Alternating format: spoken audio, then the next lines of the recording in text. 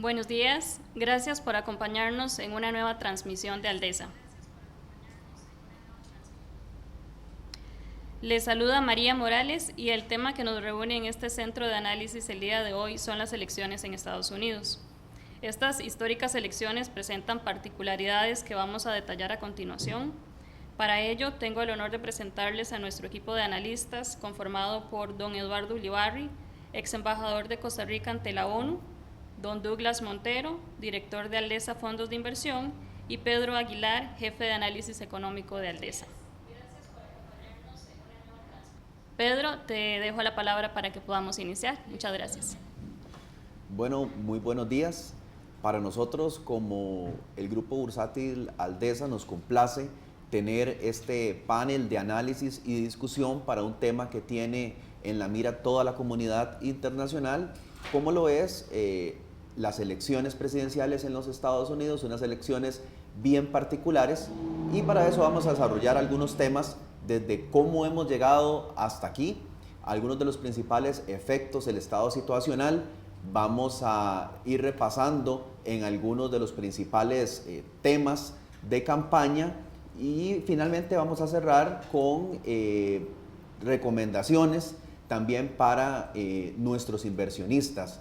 Es importante comentarles que durante el transcurso de la transmisión tienen la posibilidad de hacer sus consultas a través del chat y en medio de la transmisión y también al final nosotros las estaremos evacuando.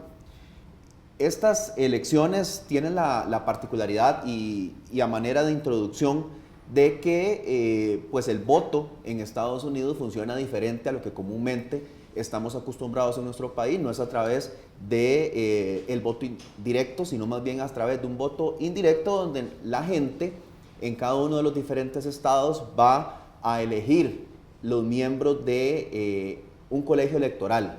Cada estado tiene diferente cantidad de miembros que va en función a la cantidad de habitantes. Por ejemplo, de los 50 estados, tenemos que en el caso de la Florida tiene 55 de estos miembros, Texas tiene 38. Entonces, acumulando, conforme van ganando cada uno de los estados, uno u otro candidato, necesitan un total de los 538, necesitan la mitad más uno, ¿verdad? Para lograr ganar las elecciones. A este momento, pues siempre por tradición vamos a ir viendo que hay algunos estados tradicionalmente demócratas, otros tradicionalmente republicanos, y en este momento la atención está sobre los indecisos. Nos encontramos en una campaña con un partido republicano fraccionado, donde han habido una serie de contrariedades, y un partido demócrata que quizás la palabra continuidad y estabilidad es lo que más llega a reflejar una candidata como Hillary Clinton, con toda una carrera y una trayectoria en la función pública, y por el otro lado el tema quizás sensación para muchos en la campaña, el fenómeno disruptivo que ha sido Donald Trump. Vamos a comenzar viendo un poco cómo hemos llegado hasta aquí, la realidad política que embarga hoy y cómo la comunidad internacional también se ha preocupado mucho por el fenómeno Donald Trump. Don Eduardo, ¿cómo podemos explicar? Y leía un artículo donde decían que el problema no ha sido Donald Trump, sino cómo ese mensaje ha hecho que mucha gente pueda llegar a votar por Donald Trump, dando a entender que quizá el mayor perjudicado con la evolución de esta campaña, al fin y al cabo, va a ser el propio Estados Unidos. ¿Cómo es que hemos llegado hasta aquí? Primero, yo creo que es importante decir que Donald Trump lo que está haciendo es capitalizando con una demagogia desbocada una serie de tendencias y de fenómenos que se habían venido produciendo en Estados Unidos, y tal vez podríamos incluir una filmina en que trato de que haya puntualización sobre algunos de esos elementos. En primer lugar, se ha venido dando un descontento con la dirigencia política, la dirigencia económica en Estados Unidos. No es algo nuevo. Recordemos que en el 2009 se generó este llamado Tea Party Movement en el Partido Republicano, que era un movimiento esencialmente populista más que todo orientado en contra de las políticas económicas de Obama, pero que reflejaba ya ese descontento de algunos sectores de la población sobre el curso de los asuntos políticos, económicos e incluso sociales en Estados Unidos. En segundo lugar, durante todo el gobierno de Obama, el Partido Republicano aplicó una retórica y una serie de tácticas legislativas muy disruptivas, muy encaminadas a tratar de frenar las iniciativas del gobierno y que en el fondo lo que hicieron fue deslegitimar o contribuir a deslegitimar mucha de la acción política en Estados Unidos y a introducir en las percepciones de sectores de esa población que había una especie de sistema viciado en Washington. Y eso indudablemente también está afectando. Creo que en tercer lugar, estamos ante sectores del electorado que se sienten inseguros ante una serie de cambios que se han estado dando alrededor de ellos, cambios desde el punto de vista racial. Creo que ahí hay un resentimiento racial que no es el resentimiento típico de que yo odio a alguien porque es distinto a mí, sino que yo me siento resentido porque considero que a esas personas se les están dando más ventajas que a mí, que a los inmigrantes, que a la población afroamericana, que a los asiáticos, que a los latinoamericanos. Se les están dando ventajas que a mí, blanco, no me están dando porque yo soy parte como de ese mainstream de la sociedad, y eso también justifica, bueno, no justifica, por lo menos explica en parte esto. Luego también hay una gran protesta de ciertos sectores por lo que consideran que son cambios desde el punto de vista de las percepciones de la gente sobre relaciones interpersonales, las relaciones de personas del mismo sexo, un proceso cada vez de mayor secularización de la sociedad estadounidense, y todo esto también da a sectores de la población un sentido de vulnerabilidad. Todo esto es lo que Trump ha explotado y ha tratado de canalizar, con particularidades que desde mi punto de vista son extremadamente peligrosas, no solo para Estados Unidos, sino para el resto del mundo. Y es que él ha tratado de infundir en la población estadounidense el sentido de que están como sitiados por un mundo hostil, y ese mundo hostil incluye China, incluye Estados Unidos, incluye los migrantes, incluye los musulmanes, incluye los terroristas,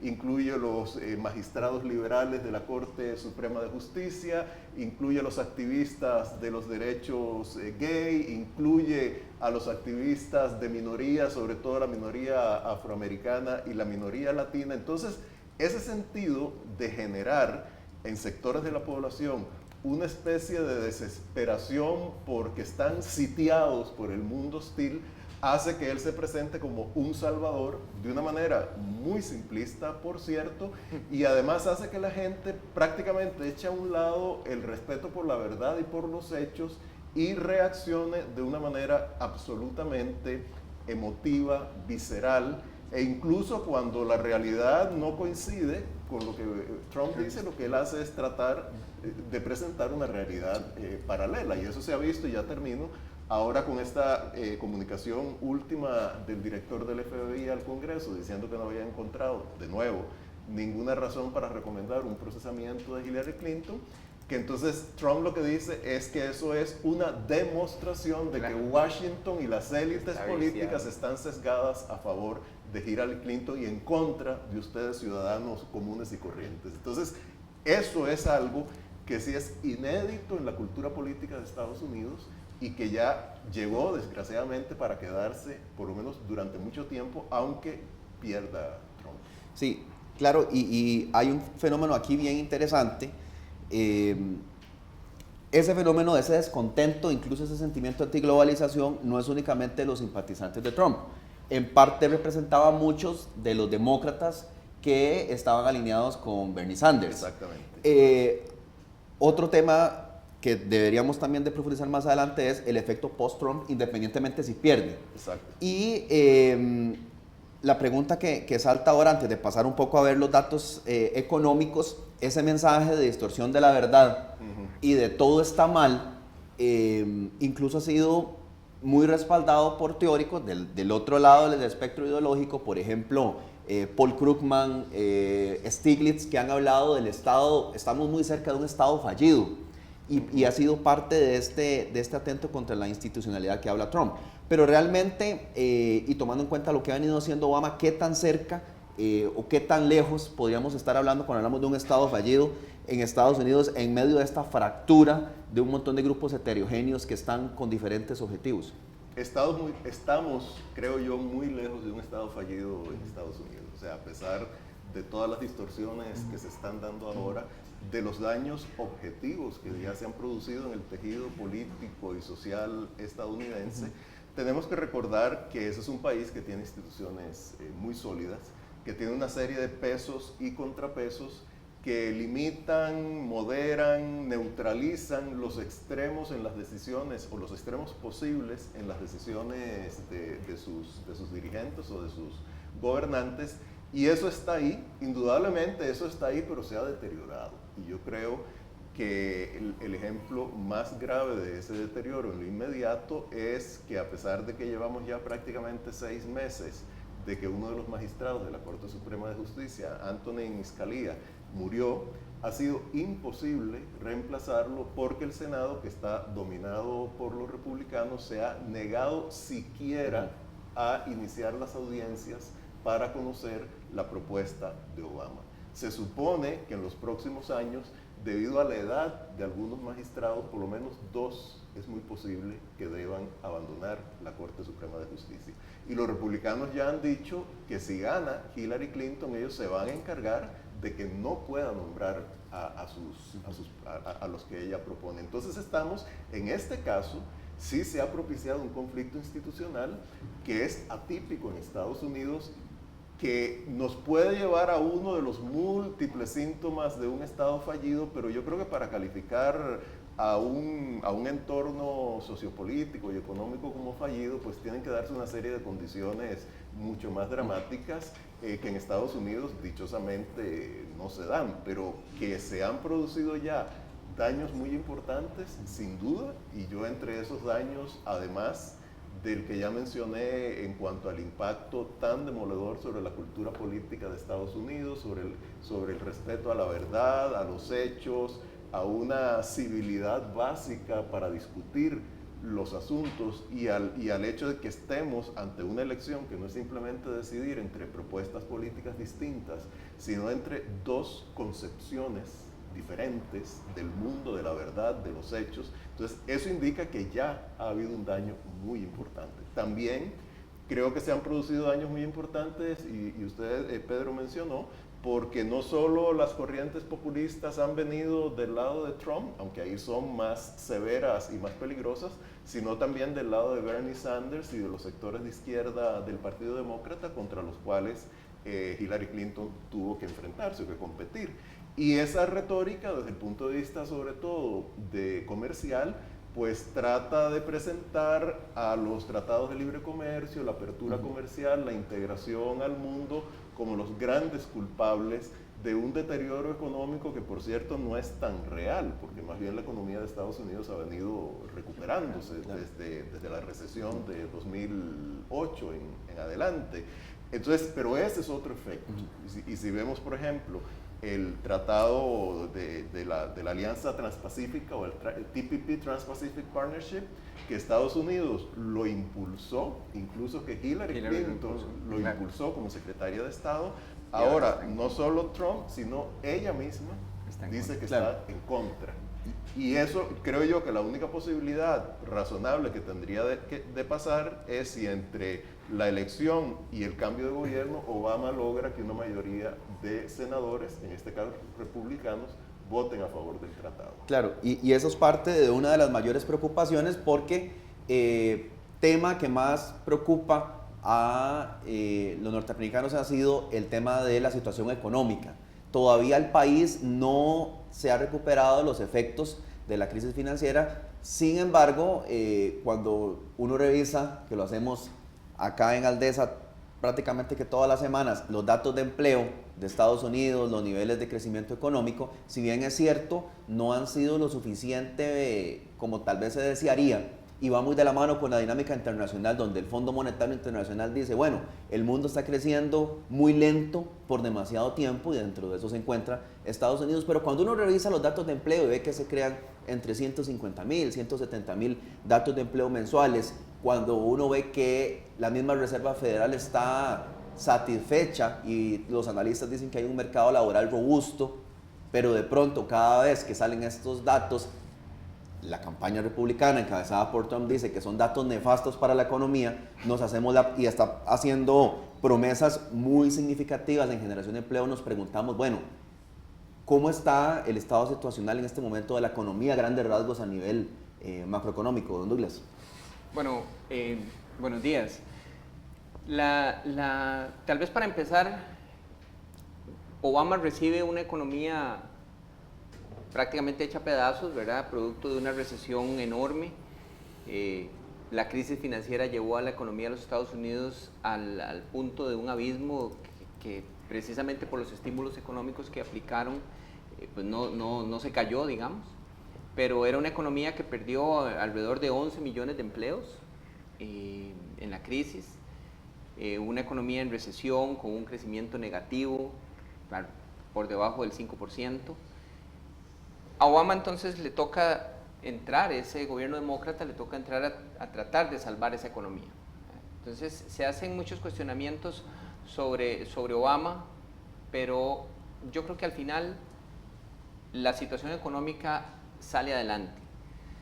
Hay mucha gente que todavía no está muy satisfecha con el crecimiento de los Estados Unidos de alrededor de un 2.5%, pero lo que pasa es que el mundo en general, como vos decías, no está creciendo a los niveles que crecía en la década de los 90. Entonces, no podemos pretender que si el mundo no está creciendo a esos niveles, entonces los Estados Unidos puedan crecer a niveles muy diferentes, porque es una economía, contrario a lo que piensa Trump, la economía ahora está totalmente ligada una con otra, ¿verdad? Entonces, la economía en estos momentos crece a una tasa del 2.5%, en el último trimestre creció 2.9%, pero venía de 2 trimestres relativamente bajos.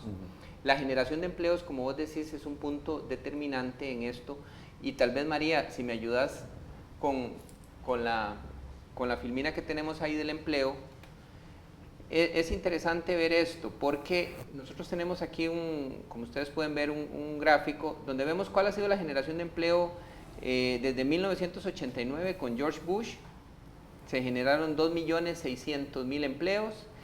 El que tiene el récord de mayor empleo generado en los Estados Unidos es Bill Clinton, que en sus 2 periodos presidenciales generó alrededor de 22 millones de empleos. Y como ustedes pueden ver ahí en el gráfico rojo que está, digamos, negativo, se perdieron 8 millones de empleos ahí. Después vino todo el esfuerzo que hizo Obama para tratar de recuperar a través de estímulos monetarios la economía, y se han generado alrededor de unos 10 millones de empleos en los últimos 2 gobiernos, ¿verdad?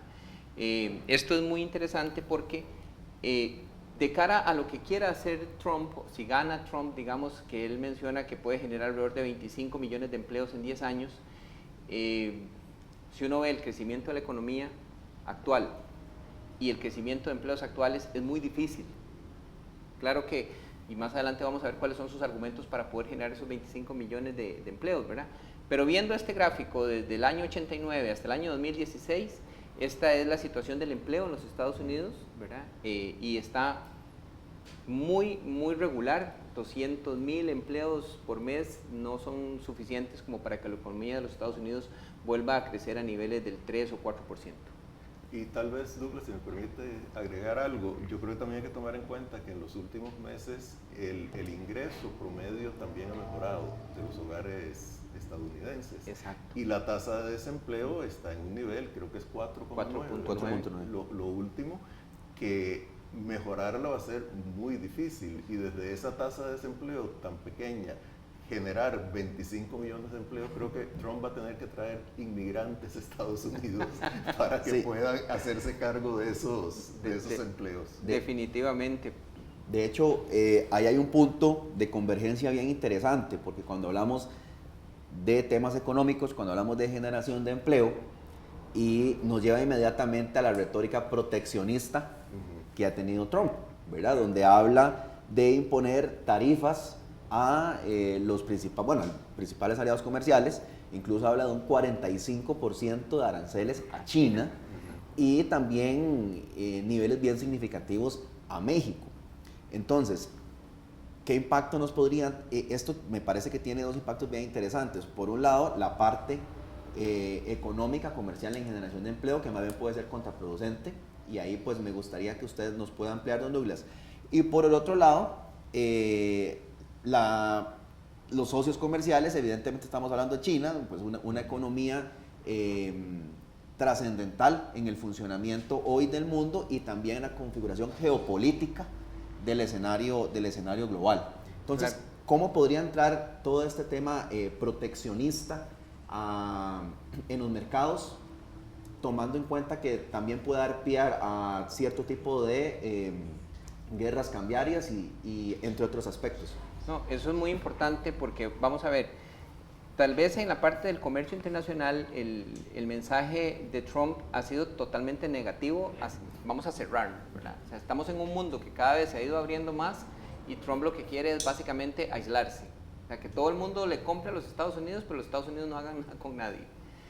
Esta retórica, tal vez no tan agresiva, pero Hillary la ha tenido que retomar, ¿verdad? Y como decía don Eduardo antes, con el TPP es donde más lo hemos visto. Ella como secretaria lo impulsó y ahora está en contra.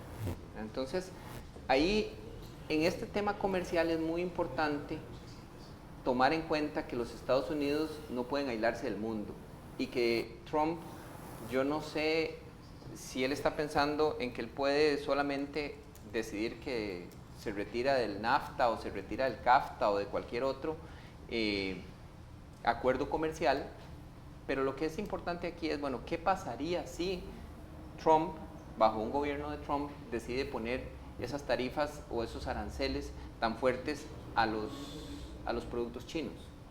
Porque China no solamente es en este momento tal vez uno de los principales socios comerciales de los Estados Unidos, pero también es uno de los principales socios financieros, por decirlo de alguna forma, porque es el país que más tiene bonos del tesoro de los Estados Unidos, ¿verdad? Y que por ahí podemos, críticas a la política económica de China ya le han costado el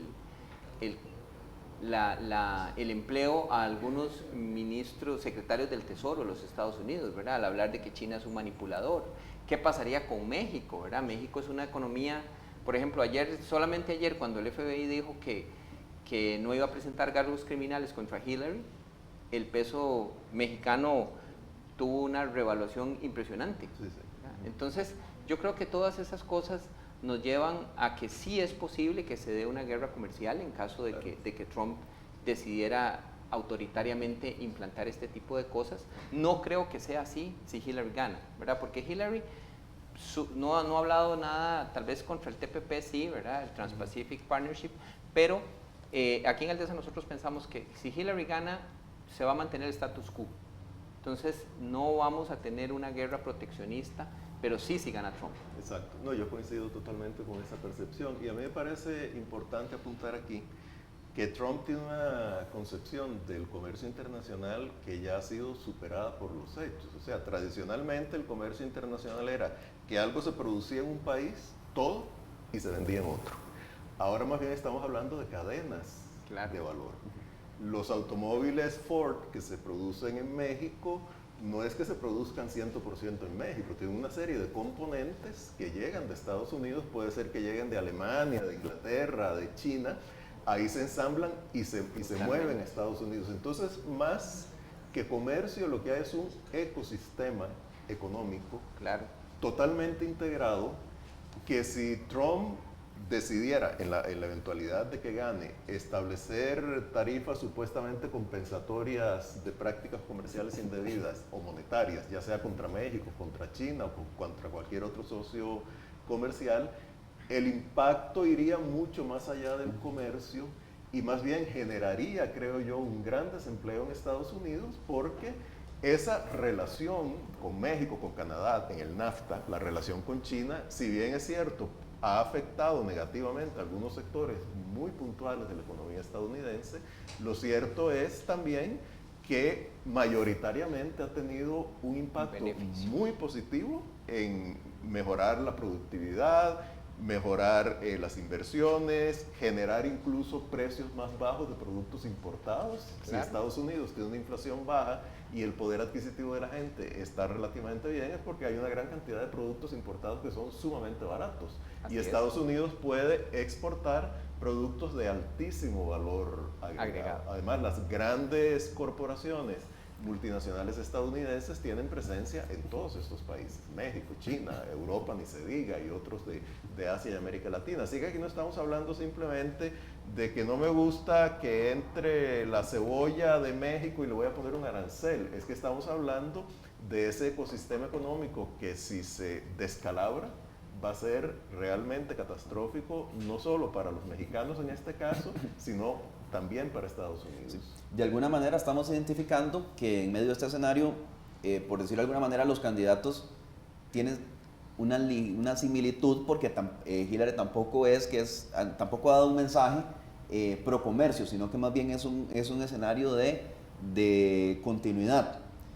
Claro. También, ¿cómo podría reconfigurar esto el escenario global, don Eduardo, en términos de bloques, ¿verdad? Pasamos después de lo que fue la Guerra Fría, pasamos de los bloques políticos militares a más bloques económicos. ¿Cómo podría cambiar este escenario, tomando en cuenta que, por ejemplo, se diferencian también en temas de política exterior, por ejemplo, con el papel de Rusia, ¿verdad? Hillary Clinton ha mantenido una visión muy similar a Obama y en general a los otros presidentes norteamericanos, y más bien en el caso de Trump y Putin más bien se coadmiran, ¿verdad? ¿Cómo podría darse una reconfiguración en ese plano, que también puede ser un replanteamiento de bloques, y que ha puesto en juego también a Estados Unidos como un aliado o como el papel que ha configurado en diferentes conflictos en el mundo? Sí, sí. Trump, de cierta manera, habla se puede identificar un aislacionismo de parte de Estados Unidos, pero a la vez con una presencia más fuerte. Sí, ahí indudablemente pues lo que Trump ha planteado como orientaciones generales de su política exterior, por un lado es como muy desarticulado y muy ilógico, pero por otro lado es, en lo que se sabe y en lo que él ha dicho, es realmente preocupante, porque él ciertamente ha hablado de una mezcla muy rara de aislacionismo, o sea, levantamos los puentes y nuestro castillo se aísla del mundo, pero a la vez una gran disposición de actuar unilateralmente frente a lo que él considera que puedan ser riesgos. Claro. Y eso es una combinación sumamente peligrosa. La tradición en Estados Unidos ha sido un involucramiento muy orgánico con el mundo, porque entre otras cosas, Estados Unidos es la única superpotencia mundial, ha sido el gran arquitecto del sistema internacional desde la Segunda Guerra Mundial, y le conviene más que a ningún otro país que el sistema internacional funcione de acuerdo con ciertas normas y ciertos procedimientos confiables, predecibles y ya establecidos. Y dentro de la capacidad de Estados Unidos de proyectar su poder, las alianzas políticas, militares, económicas son fundamentales, que pueden ser alianzas colectivas, como por ejemplo la OTAN en Europa, o pueden ser alianzas bilaterales, como las que Estados Unidos tiene con Japón, con Corea del Sur, o alianzas colectivas también en el sudeste asiático. Si Hillary Clinton ganara, yo creo que todo esto se va a mantener. Más bien creo que podríamos esperar una política exterior un poquito más vigorosa, me parece, que la de Obama, desde un punto de vista geopolítico, probablemente más activa en el Medio Oriente, por ejemplo. Ha sido muy intervencionista, igual Hillary. Ella en general tiene una tendencia por ejemplo, intervencionista. Ambos hablan de derrocar al presidente sirio, por ejemplo. Sí, pero bueno, también saben que eso es algo que Estados Unidos no puede hacer por sí solo y que necesita alianzas, y en ese sentido es que se distingue mucho de Trump. Ahora, si Trump ganara, ya con lo que él ha dicho en contra de la OTAN, con lo que ha dicho que los países aliados tienen que contribuir más a pagar el costo de esas alianzas, en realidad ya ha creado una gran incertidumbre, y eso también se refleja en el ámbito económico, desgraciadamente. Si vemos recientemente lo que ha ocurrido en Asia, Bueno, hay dos aliados asiáticos, sobre todo uno de ellos que han sido sumamente cercanos a Estados Unidos, que es Filipinas. Claro. Otro, Malasia, tal vez no tanto, pero Filipinas ha sido probablemente después de Japón y de Corea el país asiático más cercano a Estados Unidos. Es cierto que tienen ahora un presidente muy iconoclasta, muy inestable, pero Filipinas, a pesar de los conflictos territoriales que tiene con China en el Mar del Sur de la China, recientemente su presidente fue a Pekín, no solo a tratar de mejorar relaciones en términos generales, sino incluso a generar mayores nexos militares. Y lo mismo sucedió con Malasia. Y eso yo creo que en buena medida es resultado de que se sienten en este momento muy inseguros sobre la real voluntad y capacidad de Estados Unidos de mantenerse fiel a esas alianzas. Y en el caso del TPP, desgraciadamente es una inseguridad que no solo tiene que ver con Trump, sino que tiene que ver con Hillary Clinton, que ya hemos dicho que ya se ha manifestado en contra. Y tal vez un último apunte en este tema. Recordemos que de entre los dos partidos políticos de Estados Unidos, el republicano ha sido tradicionalmente el gran defensor del libre comercio. Paradójicamente, los grandes acuerdos de libre comercio los han impulsado presidentes demócratas y los ha ratificado el Senado dominado por los republicanos. En este momento, ese partido republicano tradicionalmente favorable al libre comercio está totalmente distanciado de su candidato, que es absolutamente hostil al libre comercio. En cambio, en el sentido demócrata, desgraciadamente ahí hay un cierto alineamiento, porque los demócratas han tendido a ser menos proclives al libre comercio por sus relaciones sobre todo con sectores sindicales, y Clinton ahora también está poco proclive. Entonces, por eso yo digo que a menos de que Obama logre en el interregno, después de las elecciones, que se ratifique el TPP, difícilmente, aunque gane Hillary Clinton, eso se va a ratificar. Y si gana Trump, todavía menos, creo yo. Ok, perfecto. Nada más para aclarar, cuando hablamos del TPP, es el Acuerdo Transpacífico que ha sido impulsado por Estados Unidos, particularmente por Obama, y se ha mantenido en negociaciones alrededor de 5 años. Es un poco, y habla, bueno, son una serie de acuerdos a nivel global, principalmente a nivel comercial entre países bien interesantes. Pero que también tiene implicaciones geopolíticas. Sí, ¿verdad? Correcto. Claro. Tenemos, vamos a pasar con algunas preguntas para continuar con los temas. Vamos a entrar también ahora en algunos temas de política pública relacionados a lo que están planteando en temas de educación, en temas de salud, que tienen implicaciones importantes a nivel económico. Pero vamos con unas preguntas que han estado haciendo las personas que están en este momento en línea con nosotros. María. Gracias, Pedro. Efectivamente, tenemos ya algunas preguntas y vamos a atender las dos primeras, quizás en una misma respuesta, porque tienen un enfoque similar. Entonces dice así: ¿cómo cambiaría el panorama para las empresas costarricenses que exportan a Estados Unidos si gana Trump, por una parte? ¿Y qué pasaría con todas las empresas de Estados Unidos que están acá? Entonces son como dos vías para una misma pregunta. Ahí vamos a ver lo que creemos nosotros aquí en Aldesa es básicamente, si Hillary gana, yo creo que no deberíamos de preocuparnos mucho, porque muy probablemente se va a mantener el mismo status quo que ha mantenido los demócratas en los últimos 8 años, y yo creo que se extenderían por 4 años más. Cuidado, y más bien no veríamos un reforzamiento de la relación hacia Costa Rica o hacia México. El problema es si gana Trump, y el problema no es tanto, creo yo, si gana Trump, sino cómo él puede aplicar esas cosas, porque el Senado es muy importante en todo este tipo de acuerdos comerciales, y ellos tienen que ratificar. O sea, el presidente no puede, y ahí don Eduardo me corrige si no, ¿verdad? Pero el presidente no puede simplemente decir, me salgo de este acuerdo comercial. Imposible. No puede, tiene que ser refrendado por el Senado, y el Senado, que probablemente, de acuerdo como estamos viendo las encuestas, va a quedar en una mayoría republicana, pero esa mayoría republicana está en total desacuerdo o en muchos puntos difiere con Trump. Entonces, yo creo que si se materializara, sí sería un problema grande. ¿verdad? Porque entonces Costa Rica perdería probablemente muchos de los accesos preferenciales que tiene exportar a los Estados Unidos. Muchas de las empresas que están de Estados Unidos en Costa Rica se irían de vuelta para los Estados Unidos. Eso si se aprobaran también la rebaja en impuestos que Trump propone.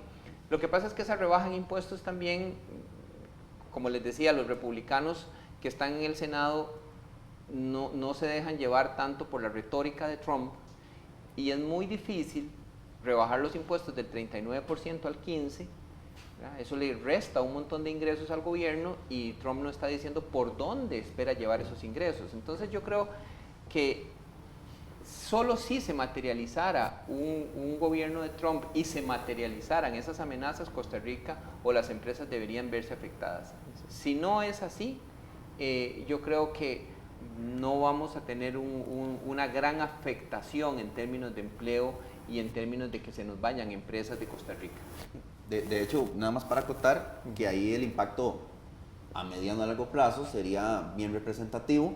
Hoy por hoy las industrias que más están aportando a nuestro crecimiento económico son las asociadas al sector servicios, Sí, exacto. y dentro de ellas la demanda externa, que ha estado creciendo de manera importante en los últimos meses, recuperándose después de alguna salida que hubo por allá del 2014, el motor de eso es el desarrollo de las zonas francas, ¿verdad? Entonces eso respalda un poco los argumentos que está mencionando don Douglas. Tal vez sí, para añadir un par de puntos. A mí me parece que si gana Trump, bueno, estoy totalmente de acuerdo que si gana Hillary Clinton es básicamente estabilidad, no va a haber grandes cambios, eventualmente cualquier cambio podría ser más bien positivo y progresivo. No creo que haya ningún impacto inmediato.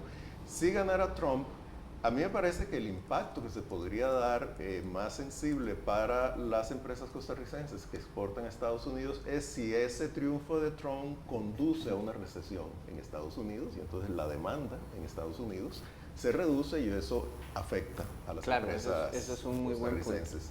Ahora, desde el punto de vista de posibles medidas proteccionistas para las empresas multinacionales que operan aquí, yo lo veo muy difícil porque en realidad los sectores más sensibles desde el punto de vista de una eventual guerra comercial tienen que ver con la industria más tradicional, la industria automotriz, la industria de objetos, por ponerlo de alguna manera. Y en realidad, bueno, como decía Pedro, la mayor parte de las inversiones aquí en Costa Rica han venido canalizadas a servicios y por otro lado a industrias de alta tecnología, en las cuales más bien el aporte que se hace desde Costa Rica contribuye mucho a los desarrollos finales en Estados Unidos. Entonces yo no veo la posibilidad de medidas deliberadamente en contra de un país como Costa Rica.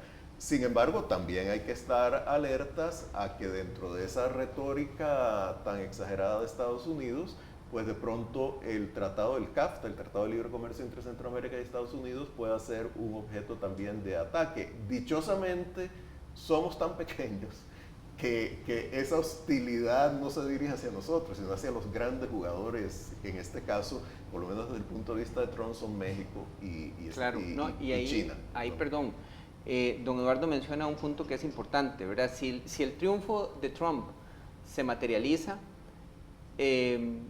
la mayoría de economistas están apuntando a una recesión en los Estados Unidos. Y ahí sí nos va a golpear, igual que nos golpeó, bueno, no creemos que vaya a ser de la misma magnitud de la del 2008, pero sí hay una recesión en los Estados Unidos, sí se van a ver impactadas las inversiones extranjeras en Costa Rica, el consumo obviamente de los Estados Unidos se va a restringir y por lo tanto las exportaciones de Costa Rica hacia ese país van a disminuir y ahí sí podemos tener un impacto. Exacto. Aquí, ¿verdad?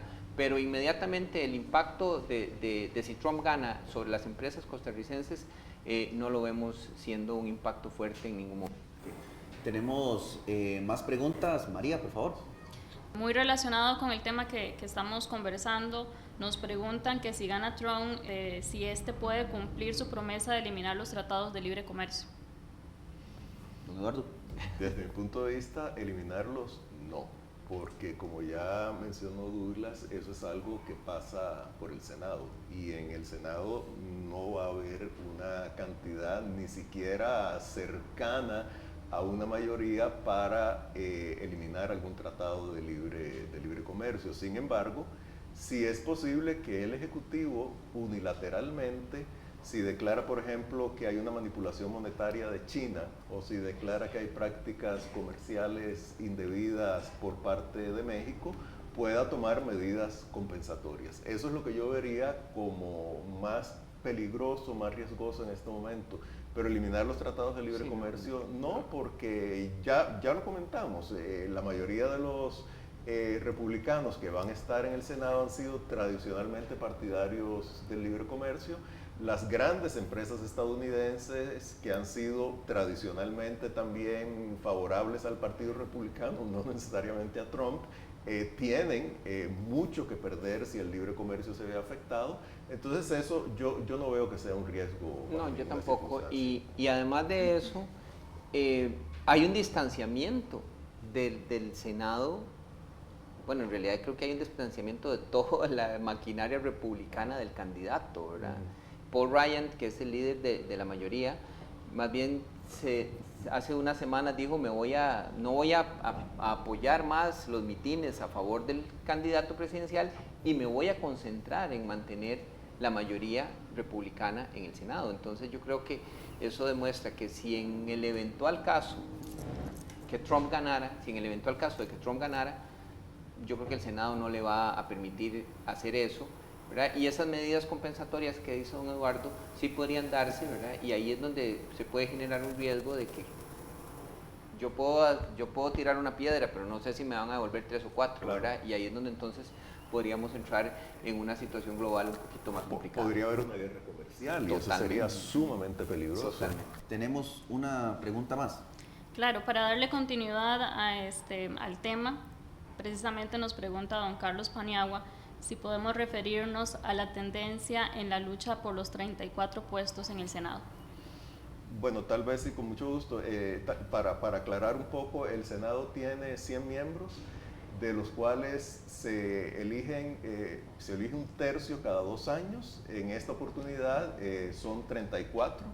De esos 34 hay 24 que son republicanos y 10 que son demócratas. Esto quiere decir que los republicanos están en una situación un poco más vulnerable porque ellos necesitan defender 24 puestos y los demócratas solo necesitan defender 10 puestos. En este momento, los republicanos tienen 54 senadores y los demócratas, 45 más un independiente que vota esencialmente como demócrata. Así que lo que se ha hablado en este caso es que hay posibilidades de que los demócratas puedan retomar la mayoría en el Senado. O si quedan parejos, 50 y 50, tienen la ventaja de que el vicepresidente vota en el Senado. Entonces sería un voto que inclina la balanza. Sin embargo, recordemos que dentro de la tradición legislativa de Estados Unidos hay las posibilidades de entorpecer medidas mediante el llamado filibustering o filibusterismo existen, y eso es lo que han hecho los republicanos hasta ahora, por ejemplo, en relación con el nombramiento del sustituto de Anthony Scalia en la Corte Suprema de Justicia de Estados Unidos. Pero digamos, yo diría así, en síntesis, que hay posibilidades de que los demócratas retomen el control del Senado. En la eventualidad de un triunfo de Hillary Clinton, obviamente, a mayor contundencia de ese triunfo, más la popularidad de Clinton puede permear hacia abajo, lo que en Estados Unidos se llaman down ticket, o sea, el presidente, gobernador, Senado, Cámara de Representantes, etcétera, y mejorar la posición. Yo de eso prácticamente no tengo duda, de los demócratas en el Senado, posiblemente ganar la mayoría, pero en la Cámara de Representantes sí que la situación es mucho más complicada, porque de 435 escaños, los republicanos tienen 247 y los demócratas solo 188. Entonces, se espera que los republicanos bajen un poco esa mayoría, pero nadie en su sano juicio cree que la Cámara de Representantes pueda pasar a control de los demócratas. Pues muy bien, pasando a otro tema, algunos temas que han estado en discusión ha sido, por ejemplo, el tema del manejo fiscal. propuestas un poco, ya pues don Douglas dio una introducción. Trump habla de pasar el tema de los impuestos, principalmente corporativos, de una tasa del 35 al 15%, mientras Hillary más bien habla de impuestos a las clases más altas. Claro. Ambos están hablando de que deban a subir el salario mínimo. Por ahí Trump fue un poco más dubitativo, después concordó en que sí. Sin embargo, de alguna manera, cuando evaluamos la materia fiscal y vemos el alto endeudamiento que tiene en este momento el gobierno, ante el escenario de tasas de interés, ¿verdad? Que ya nos lleva a otro plano, y ahí hay dos puntos bien interesantes. Tenemos prácticamente un año de estar diciendo todos los meses que si las tasas de interés van a subir o no, siguiendo las minutas de la Reserva Federal. Incluso algunos miembros del comité de la Reserva Federal dicen, bueno, nosotros somos independientes de cualquier escenario que esté pasando con cosas de la política. Sin embargo, en junio, o el motivo estrella para no subir tasas de interés fue, bueno, es que está la incertidumbre del Brexit. Es decir, sí o sí tienen que incorporar la información de lo que está pasando en el escenario político para tomar sus decisiones. Ahí hay dos puntos. Por un lado, que ya lo vamos a abordar, un tema de institucionalidad donde el mismo Donald Trump diga y dice, confronta a la presidenta de la Fed, le dice que gran parte de las decisiones que toma han sido para de alguna manera colaborar con esa burbuja que ha estado haciendo la administración Obama, y que esa burbuja tiene que acabarse o no. Sin embargo, por otro lado, estamos viendo, y según nos comentaba usted, don Douglas, que en un escenario de Trump a largo plazo podrían haber indicios de una recesión. Claro. Y con una economía altamente endeudada, que más bien puede quedarse el gobierno con menos ingresos fiscales, en el caso de Trump, reduciendo la tasa impositiva corporativa. ¿Cómo valora usted el papel de la Fed en los próximos meses ante un escenario Hillary, ante un escenario Trump, y considerando los impactos que la economía podría tener? ¿Cómo visualizaría el manejo que podría estar haciendo la Fed de su política monetaria? Este punto que menciona Pedro es muy interesante, porque el Fed y la mayoría de bancos centrales alrededor del mundo son independientes, ¿verdad? Existe una independencia, de una autonomía de cada uno de esos bancos en el mundo.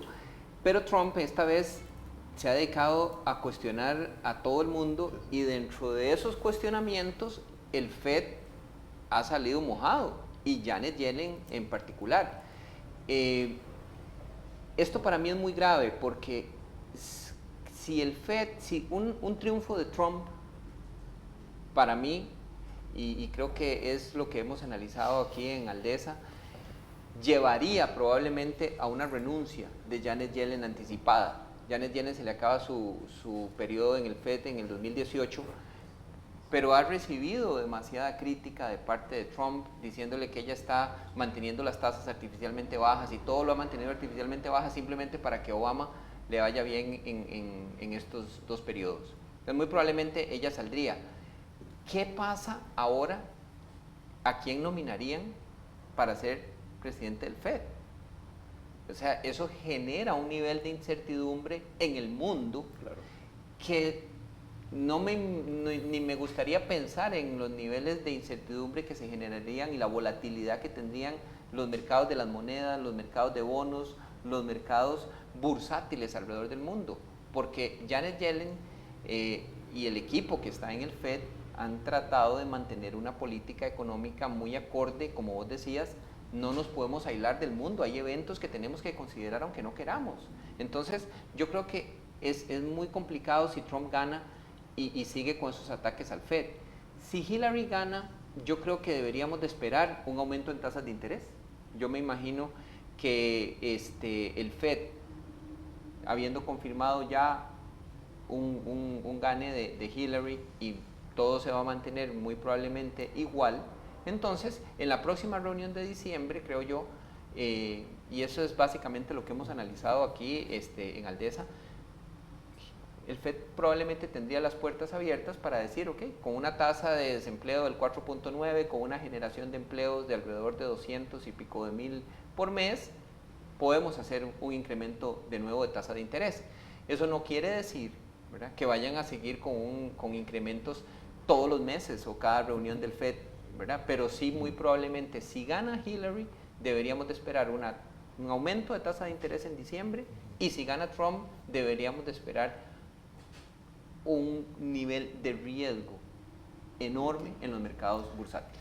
Ahí hay que hacer un punto importante que nosotros también hemos tratado de transmitir tanto en pulsobursátil.com como en nuestros diferentes canales, y es lo que acaba de decir don Douglas. En un escenario de que las tasas de interés pudieran tener algún ajuste en diciembre con la reunión de la FED, eso no implica que constantemente vamos de nuevo a ir hacia una normalización y ante ajustes rápidos de tasas de interés. Es decir, estamos en un escenario bien diferente a ese. Tomando el punto, don Douglas, ante una victoria de Trump, yo creo que de igual manera tenemos que visualizarlo como lo hicimos en nuestra presentación en vivo con el Brexit. Efectos inmediatos que se van a dar en mercados financieros. De hecho, se ha estado hablando como mucha gente está queriendo tener en este momento efectivo. Claro. Y los efectos ya más sostenidos. ¿Cómo podríamos visualizarlo, describirlo de cara a nuestros inversionistas? Los efectos inmediatos de un gane de Trump, ¿qué podríamos esperar? Y también, bueno, ya algunos de los efectos más a plazo los hemos venido comentando. Yo diría que a nivel de mercados financieros. Sí, a nivel del dólar, por ejemplo, y yo creo que tenemos una lámina ahí para ver el efecto del dólar. Un primer momento yo creo que se va a generar, si gana Trump, un nivel de aversión al riesgo tan alto, ¿verdad?, que aunque el dólar ha sido un refugio natural para los inversionistas, yo creo que en ese momento lo que vamos a ver es una baja fuerte en el dólar. Y lo que estamos viendo ahí, ese índice del dólar es un índice que se calcula a nivel mundial, que mide el dólar en comparación a los principales socios de los Estados Unidos, incluidos Europa, Japón, Noruega, Suiza. Entonces, en ese momento lo que veríamos, y la línea ahí lo especifica, es una caída inmediata del valor del dólar, porque la gente tendría ese temor. Trump ha tenido un discurso tan diferente en cada momento que la gente no sabe qué esperar, y por lo tanto la gente no iría a buscar refugio probablemente en el dólar de los Estados Unidos, sino que iría a buscar refugio en otras monedas. Creo yo que el euro en las últimas semanas se subió hasta 1.11.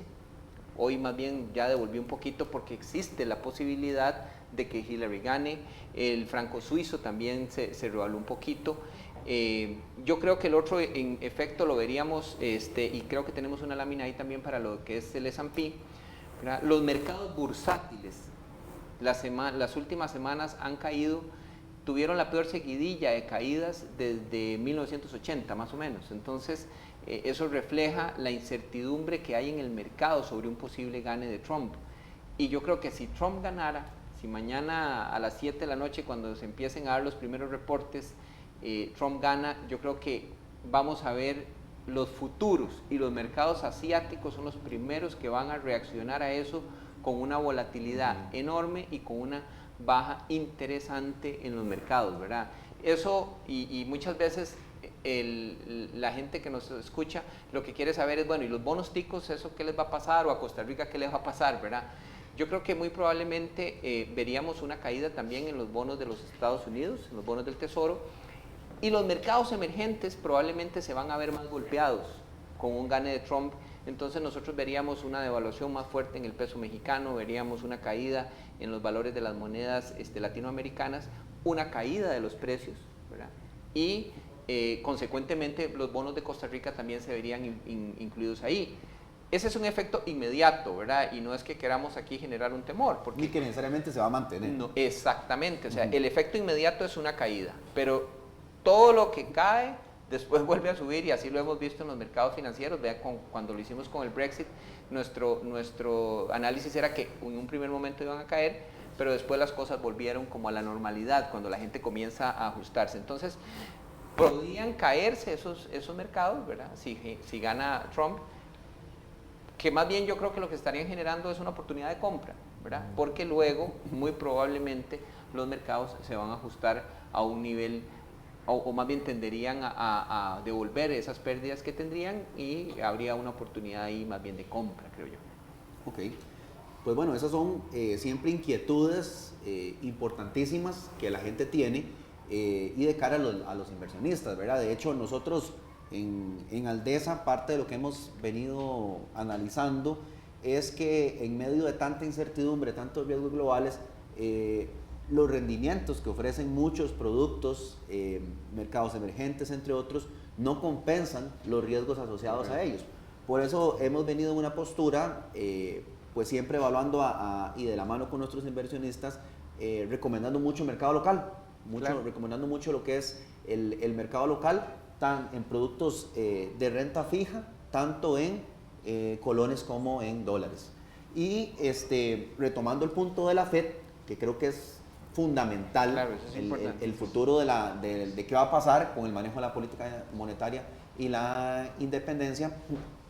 ¿Cómo visualiza usted, don Eduardo, como parte de esa institucionalidad que tanto destacaba ahora de los Estados Unidos en el manejo que podría estarse dando ante un gane de Trump, que habla de una política, según Trump, para normalizar la economía, normalizar tasas de interés, y es parte de lo que a veces nosotros mismos nos preguntamos cómo gente que analiza la misma información puede verlo de manera tan diferente. Claro. Porque Trump habla de burbujas de mercados y mientras que las contrapartes hablan de una economía que se está estabilizando. Pero desde el punto de vista político, ¿cómo podría también afectar esta intromisión en esa independencia necesaria? Creo que hay algunos elementos que vale la pena considerar y si pudiéramos poner una filmina sobre claves para el futuro, que tienen que ver precisamente con la interacción de distintos sectores del poder en Estados Unidos.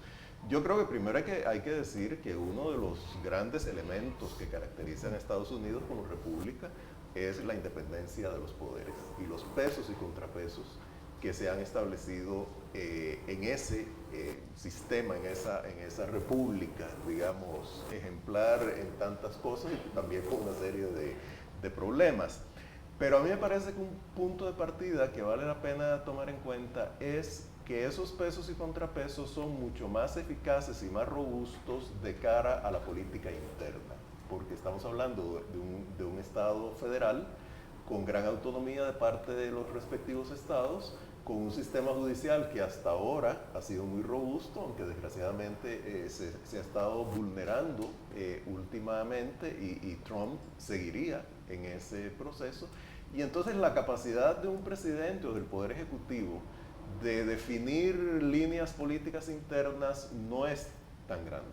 Sin embargo, de cara a la política exterior, el Ejecutivo estadounidense es muy fuerte, porque bueno, la política exterior, incluyendo la política de defensa, como es tradicional en la mayoría de los países, está en manos del Poder Ejecutivo. Entonces, la intervención del Congreso, sea la Cámara de Representantes y el Senado, tiene que ver con asignaciones presupuestarias, o aprobación o improbación de tratados, ratificación o no ratificación de embajadores. Entonces, no es tan vigorosa. De ahí que a mí me dé mucho temor una eventual presidencia de Trump de cara al exterior, porque habría menos filtros para atemperar las eventuales decisiones equivocadas que él llegue a tomar. Ahora, ese es un punto que hay que tomar en cuenta. Lo otro es qué tipo de interacción ejecutivo-legislativo se podría esperar. Con una presidencia de Hillary Clinton, creo que con el Senado, independientemente incluso de si los republicanos mantienen su mayoría, las relaciones pueden ser bastante fluidas porque lo que ya mencionó Douglas, la mayoría de los senadores y de los candidatos al Senado que están para reelegirse republicanos son gente relativamente moderada. Sin embargo, en la Cámara de Representantes, ahí sí hay un sector muy, muy duro, muy extremista, muy conservador, muy vitriólico, que yo creo que haría todo lo posible por tornarle la vida imposible, bueno, y ahí tengo una pequeña redundancia de contrarios, a Hillary Clinton. Si ganara Trump, yo creo que él se va a afincar mucho en la Cámara de Representantes, en ese sector. Incluso yo no dudo que traten de hacer una rebelión para que Paul Ryan deje la presidencia de la Cámara de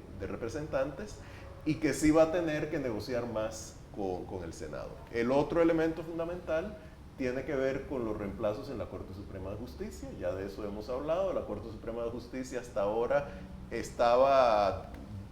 tenía 4 magistrados conservadores, 4 liberales, y había uno que era como el fiel de la balanza. Al morir el líder de la mayoría o del grupo conservador, que era Antonin Scalia, indudablemente eso le da al presidente que venga, porque ya pareciera que a Obama se lo van a impedir, nombrar a alguien que vaya a inclinar esa mayoría o hacia el sector liberal o hacia el sector conservador. Y lo otro que hay que tomar en cuenta son los equipos gubernamentales, desgraciadamente. Queda una incógnita con Trump. Con Trump no se sabe quiénes No, podrían solo dice ser que vamos a tener los mejores, sí, pero sí, no sabe, exacto. no dice quiénes. Es puro superlativo. De Hillary Clinton se sabe que ella tiene como un círculo muy directo, que son así quienes la han acompañado prácticamente desde que era primera dama, que son como los incondicionales. Y tiene luego un círculo que es una serie de gente profesional que ha estado vinculada al Partido Demócrata, pero que no necesariamente son operadores políticos, de los cuales ya incluso se conocen nombres de quienes podrían estar en la lista para el Departamento de Estado, para el Tesoro, para puestos clave. En el caso de Trump no se sabe absolutamente nada, y eso yo creo que también es algo muy importante a tomar en cuenta. Don Eduardo, 2 temas muy rápidos que no hemos...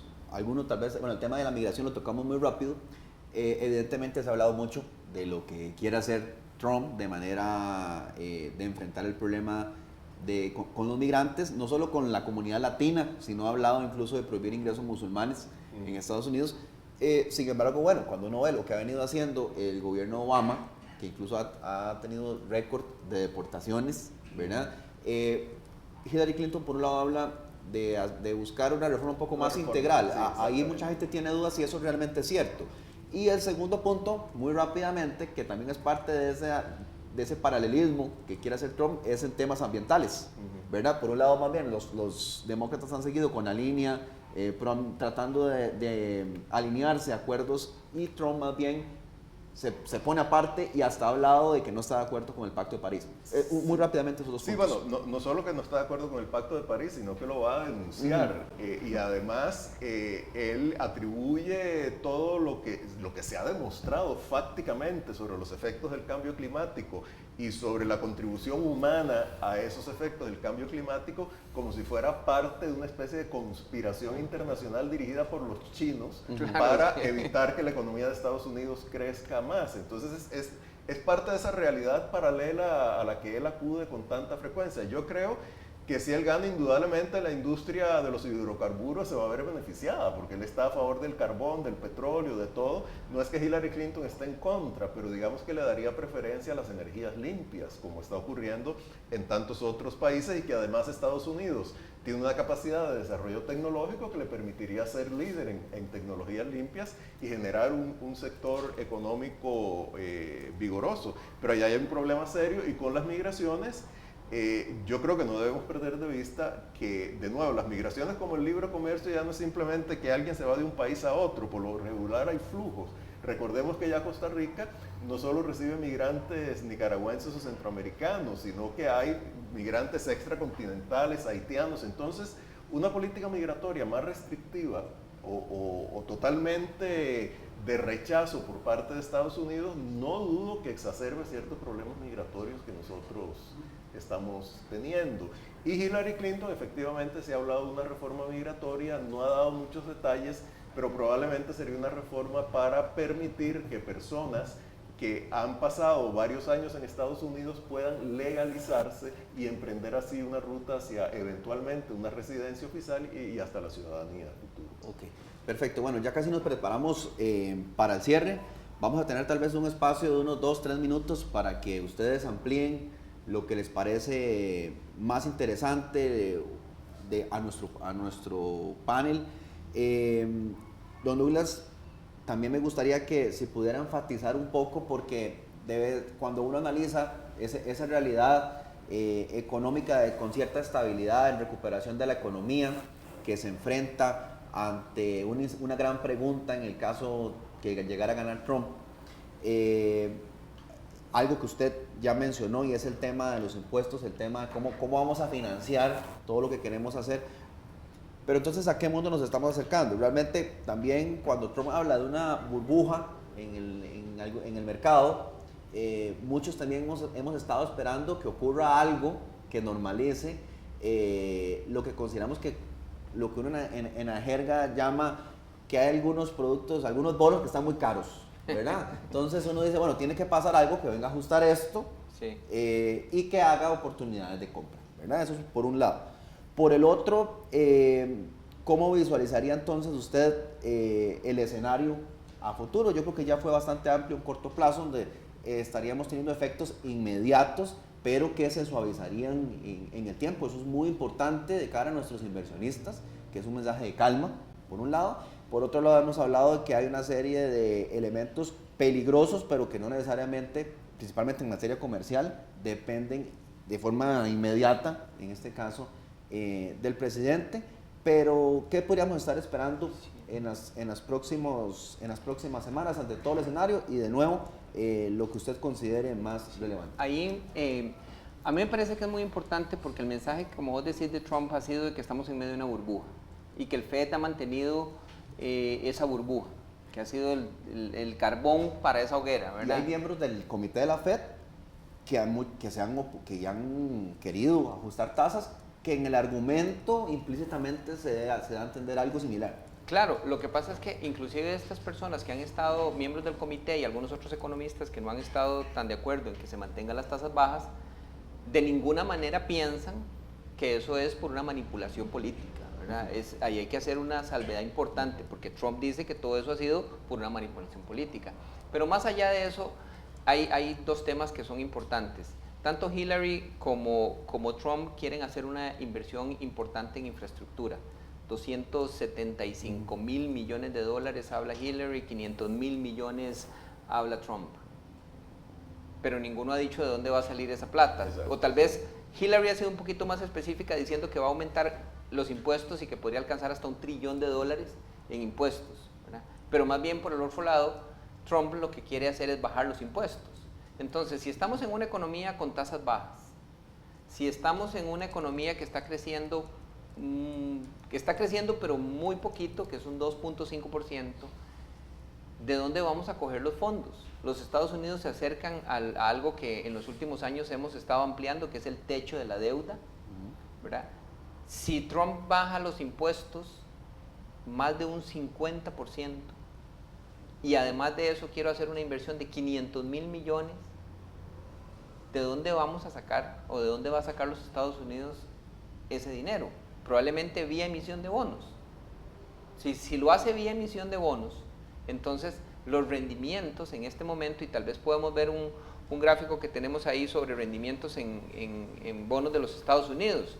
Los bonos de los Estados Unidos en este momento son los que ofrecen la rentabilidad, digamos, a 10 años mejor del mercado, ahí alrededor de 1.80, 1.90.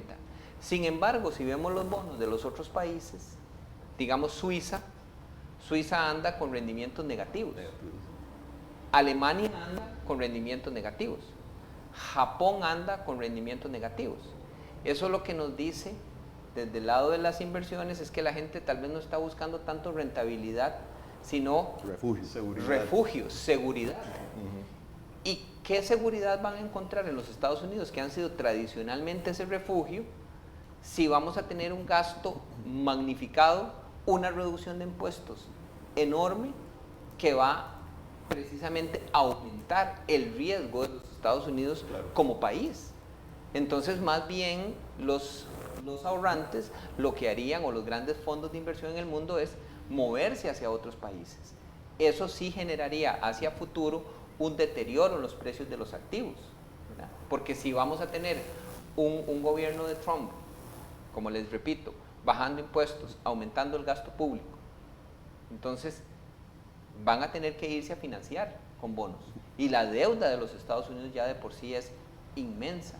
Y le vamos a meter todavía más deuda, eso va a generar un ruido enorme sobre los mercados que se va a traducir necesariamente en una caída precisamente en los precios de los bonos de los Estados Unidos, que consecuentemente va a impactar a los bonos de Latinoamérica y de los países emergentes en general. Perfecto. Ya como cierre, tal vez creo que podemos proyectar una de las filminas que también nos traía don Douglas de los escenarios resumen, también la trae don Eduardo, de si gana uno u otro candidato para que nos los pueda ampliar. Sí, ahí en esta filmina dice qué esperar si gana Trump. Deberíamos de esperar inmediatamente un aumento en la aversión al riesgo global, que es lo que les estoy diciendo, y hemos comentado aquí ya bastante. Deberíamos de esperar un debilitamiento del dólar a nivel global, como les decía, ¿verdad? Este índice del dólar a nivel global deberíamos de verlo debilitarse y fortalecido totalmente otras monedas como el euro o el franco suizo. La volatilidad en el mercado accionario ya inició en las últimas 6 sesiones, 7 sesiones hemos visto un aumento en la volatilidad y es precisamente hoy cuando se dice que Hillary está 3 puntos arriba que esa volatilidad ha cedido un poco y tendríamos un impacto negativo absolutamente en los mercados emergentes y yo diría que el principal receptor de ese impacto negativo sería México en un primer momento a través del peso mexicano. Si Clinton gana, si Hillary gana, vamos a tener, como les he venido diciendo durante este webinar, el dólar debería mantener su valor porque se va a mantener el status quo. No veríamos cambios fuertes en los mercados de valores, más bien veríamos una recuperación en los activos de riesgo, en esos activos de mercados emergentes que han visto su valor caído en las últimas semanas, veríamos una apreciación fuerte de esos mercados y veríamos una apreciación en las monedas de estos países, especialmente México, ¿verdad? Que ya solo ayer, después de la noticia del FBI, el peso mexicano pasó de 19.50 como a 18.70 que estaba ya hoy. Ok, perfecto. De igual manera, don Eduardo, sí, el cierre, lo que nos quiera ampliar y creo que también podemos posteriormente a eso proyectar la filmina de conclusiones. Sí, yo creo, bueno, como cierre a mí me parece que indudablemente aquí estamos ante la decisión más importante creo yo que van a tomar los electores en Estados Unidos en su vida.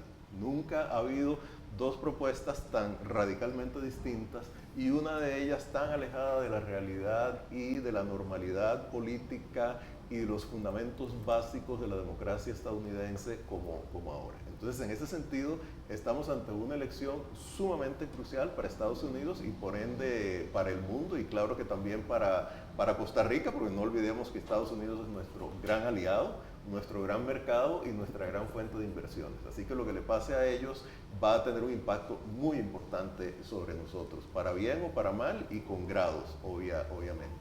Creo que también quien gane va a marcar una gran diferencia, como ya hemos mencionado aquí, si gana la Hillary Clinton, pues habría una gran estabilidad en muchas políticas, creo que eso se aplicaría también para América Latina. Me parece que el legado de Obama, sobre todo en la parte económica, se mantendría. Yo visualizo una política exterior un poquitito más robusta, digamos tal vez como más concentrada en temas geopolíticos y no tanto que también en los temas que podríamos llamar universales, como puede ser el ambiente, como puede ser las pandemias, la no proliferación nuclear, etc. Un mayor balance y una mayor disponibilidad de Clinton dentro de las alianzas de Estados Unidos para usar la fuerza eventualmente, pero no de una manera absolutamente unilateral.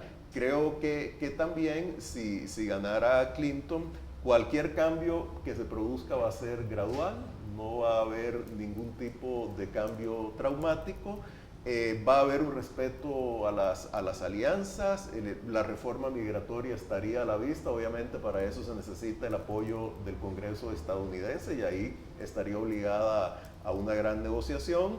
Y también yo creo que podemos esperar, si ella ganara, una gran hostilidad de parte de los republicanos y los sectores más duros que han estado apoyando a Trump van a tratar por todos los medios de deslegitimar su presidencia, incluso tratar de hacerle un juicio político y eso sería muy muy grave porque la podrían tener en vilo durante los 4 años de su gestión y claro con el objetivo de tratar de debilitarla para que no se pudiera reelegir. Ahora, si ganara Trump, yo creo que él va a dedicarse inicialmente a atacar el legado de Obama, sobre todo donde más posibilidades tiene él de atacar ese legado es en el ámbito de los seguros médicos, se llamaba Obamacare, que ellos lo quieren repeler, y eso no es solo algo que quiere Trump, sino que ha sido política del Partido Republicano. Entonces ahí habría muchas posibilidades de que lo lograran, con impactos sociales muy grandes.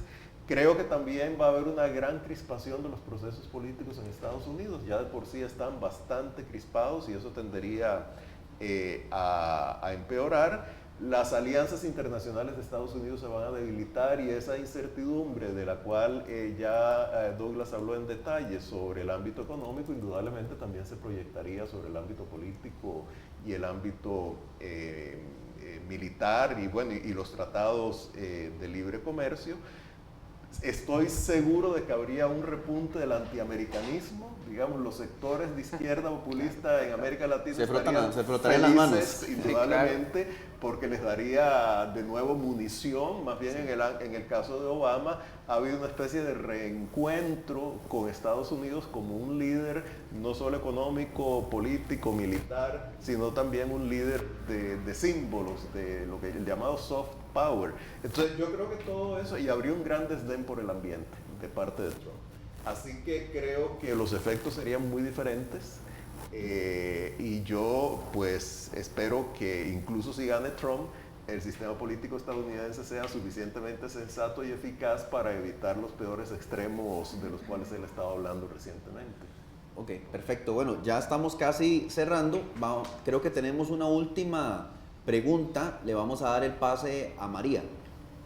Gracias. Efectivamente, para no dejar esta pregunta por fuera, solo a manera de conclusión, nos consultan que si en lo que resta del gobierno de Solís en nuestro país, ganando Trump, veremos problemas de este gobierno con respecto a un eventual gobierno de Trump, y si se puede saber cómo se comportará la política internacional.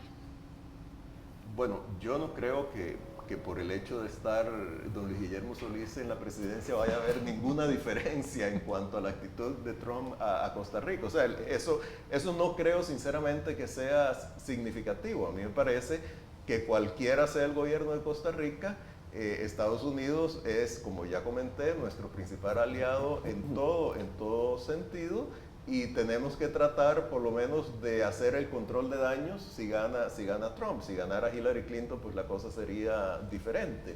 Y yo creo que el gobierno de Solís hasta el momento ha tratado de mantener relaciones cordiales, respetuosas, productivas con Estados Unidos, de lo cual ha habido varios ejemplos. Así que no creo que eso sea, o sea, la variable de qué gobierno está en Costa Rica no creo que sea significativa para la actitud de Trump hacia nuestro país, que por otro lado, como ya también mencioné, como somos pequeños, tal vez eso nos saca un poco del radar de su retórica más destructiva. Lo que podría ser preocupante, tal vez, don Eduardo, es de cara al año electoral, con alguna que otra fuerza que podría amalgamarse. Indudablemente, yo creo que si ganara Trump, lo que son sectores populistas en todo el mundo recibirían un espaldarazo. Totalmente. Y eso no podemos descartarlo en Costa Rica, desgraciadamente. Digamos, aquí hemos vivido un sistema político que incluso con sobresaltos y sorpresas,